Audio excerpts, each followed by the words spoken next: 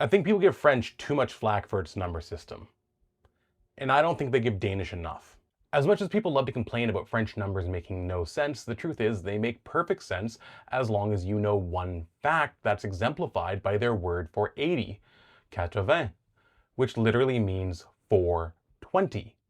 Not because the French are stoners, but because it is vestigial base 20. In a base 10 language like English, numbers are grouped into blocks of 10. You have the numbers 0 through 9, and then you start a new unit, the tens.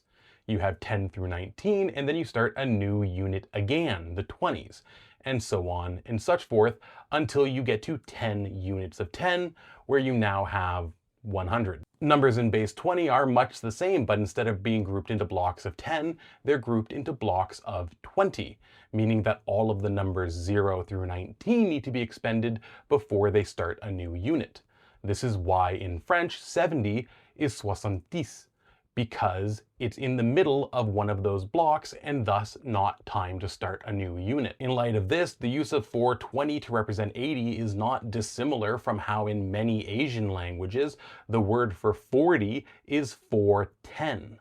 It should be noted that French didn't inherit this base 20 system from Latin, but rather it's the result of Celtic influence.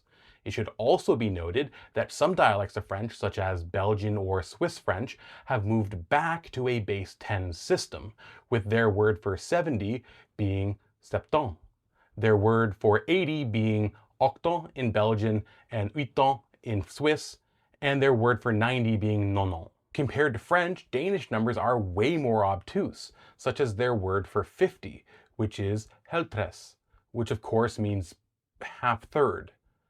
But much like French numbers have a system, so do Danish, but it's obscured by the fact that heltres is a shortened version of heltresenstu, which of course means half-third times 20. You probably already noticed that, much like French, Danish uses a base 20 counting system, although that doesn't explain the half-third, except for it's not half-third, it's the third half, as in 0.5, 1.5, 2.5. 2.5 times 20, 50. In this video, I've attempted to speak both French and Danish, so leave your bets in the comments as to which language will complain about my pronunciation first. I know who I'm picking.